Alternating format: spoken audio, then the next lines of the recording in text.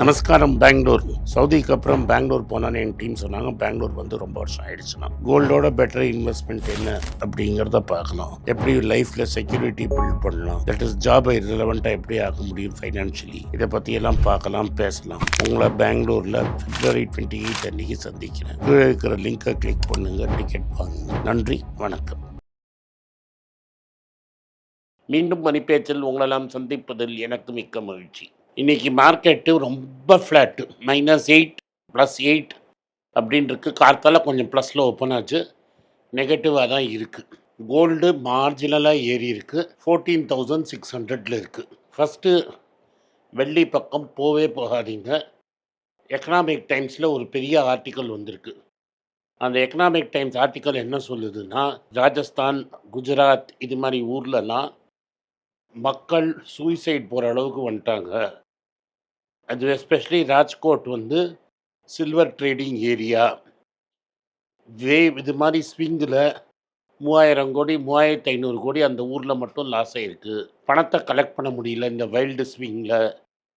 கிரெடிட்டில் கொடுத்தவங்களுக்கு பணம் திரும்பி வரலை. வெள்ளி எப்படின்னா, சில்வரை முதல்ல வாங்கி மேனுஃபேக்சர் பண்ணி டிஸ்ட்ரிபியூஷன் பண்ணிவிட்டு டிஸ்ட்ரிபியூட்டர்கிட்டேருந்து இந்த காஸ்ட் வரது தான் திரும்பி சில்வர் ஆள்கிட்ட கொடுக்குறாங்க. வெள்ளி விலை கிராஷ் ஆனோடனே டிஸ்ட்ரிபியூட்டர்கிட்ட போய் கிராஷ் ஆகிடுச்சுங்கிறச்ச அவன் அந்த விலையை தான் தரான். ஒரிஜினலாக மேனுஃபேக்சரர்ஸ் அந்த விலையை தரமாட்டேங்கிறான்.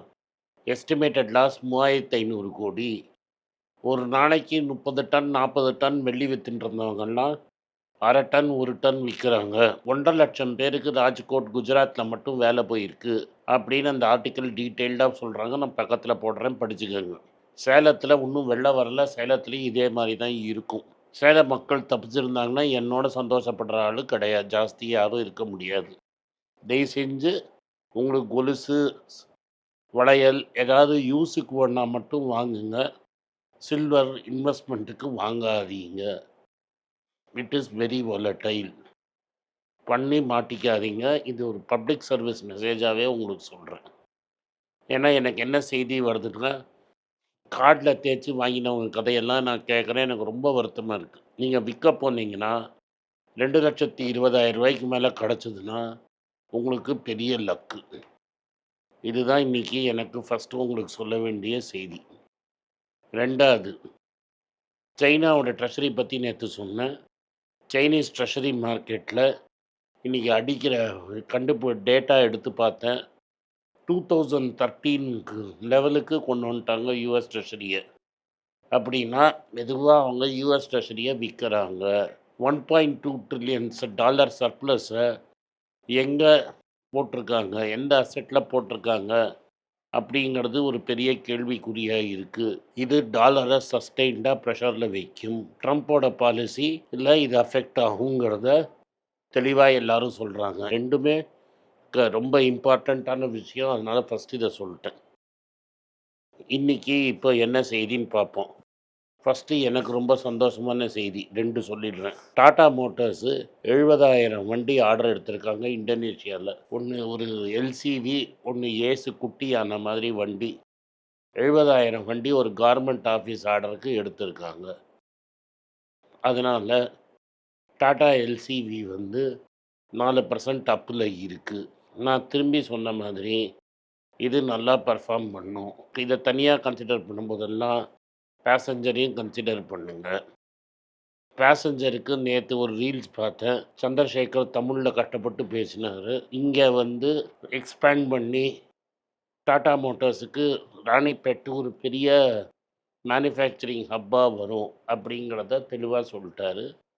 பல ப்ராடக்ட்ஸை இங்கே பண்ணுவோம். டாடா மோட்டார்ஸ் பேசஞ்சர் வெஹிக்கிளுக்கு இது ஒரு பெரிய ஹப்பாக வரும் அப்படின்னு சொல்லிட்டாங்க. இது வந்து டாடா மோட்டார்ஸ் பற்றி நியூஸு. டைட்டன் சூப்பரான நியூஸு. 61% ப்ராஃபிட் அப்பு. டைட்டனை பற்றி நீங்கள் பார்க்குறச்ச அவங்க எப்படின்னா ரிப்பீட் கஸ்டமர் பிஸ்னஸ் பிடிக்கிறதுல தான் அவங்க ஸ்பெஷலிஸ்ட்டு. 70% சேல்ஸ் வந்து ஸ்டட்டட் ஜுவல்லரி மார்க்கெட்டு. ஸ்டட்டட் ஜுவல்லரினா நகைப்பதிச்சு கொடுக்கறது. இதனால் மார்ஜின் ஜாஸ்தி.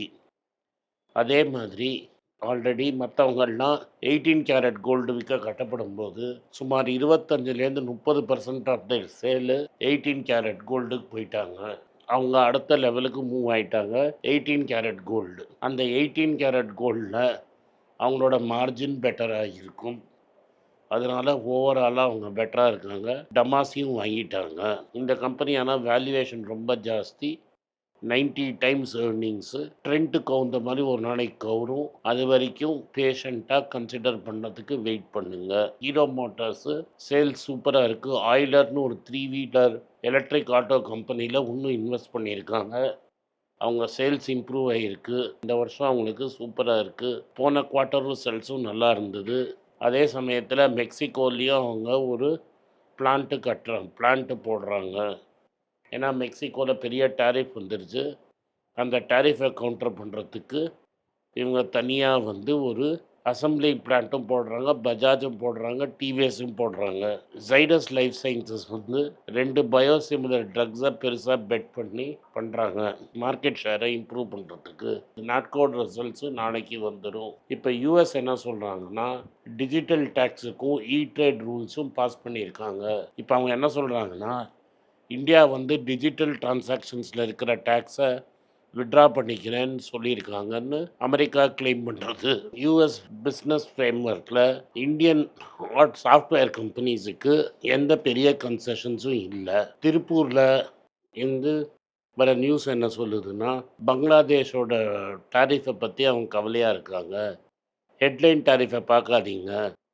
யூஎஸ்ஏலேருந்து காட்டன் சோர்ஸ் பண்ணாங்கன்னா டேரிஃப் 0 பண்ணுறோன்னு அவங்களுக்கு சொல்லியிருக்காங்க.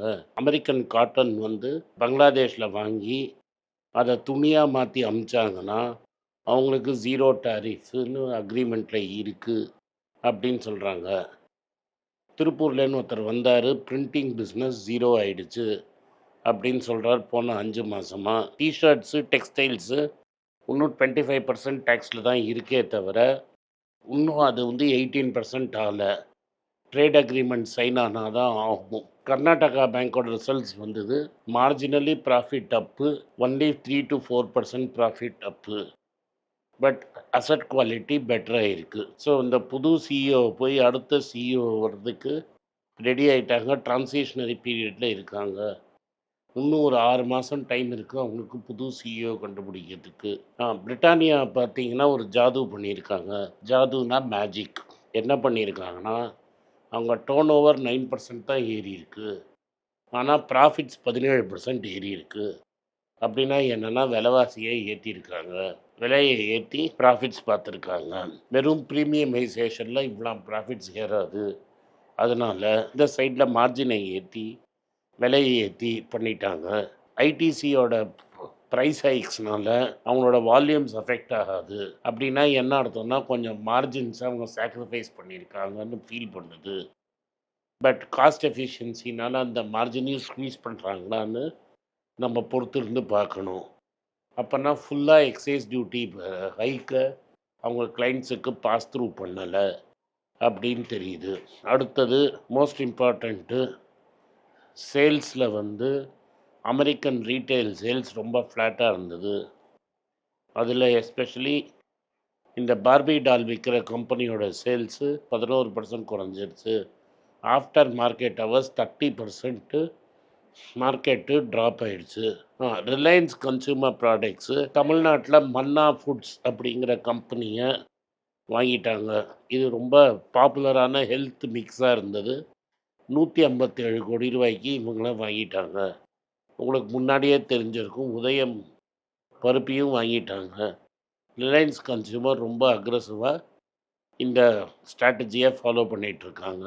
அதானி என்டர்பிரைசஸ் என்ன சொல்லியிருக்காங்கன்னா ஈரான்லேருந்து எல்பிஜி வாங்கின சம்பந்தமாக அவங்கள ப்ரோப் பண்ண ஆரம்பிச்சிட்டாங்க. அவங்க ப்ரோபுன்னு கேள்விப்பட்டோன்னே நாங்களே போய் சரண்டர் ஆகி எல்லா டேட்டாவும் கொடுத்துட்டோம்னு அதானி கம்பெனி சொல்லியிருக்கிறாங்க. ஆனால் அதனால் ஓவராலாக மார்க்கெட் வீக்காக இருக்குது. ருப்பி ப்ரெஷரில் இருக்குது. கோல்டும் வெள்ளியும் வொலட்டைலாக இருக்குது. பார்த்து கன்சிடர் பண்ணுங்கள். நன்றி, வணக்கம். இந்த வீடியோ உங்களுக்கு பிடிச்சிருந்தா வீடியோவை லைக் பண்ணுங்கள். எங்கள் சேனலை சப்ஸ்கிரைப் பண்ணுங்கள். பெல் நோட்டிஃபிகேஷன் தட்டுங்க. இந்த வீடியோ முடிஞ்சால் உங்கள் சொந்தக்காரங்களுக்கும் ஃப்ரெண்ட்ஸுக்கும் அனுப்புங்க.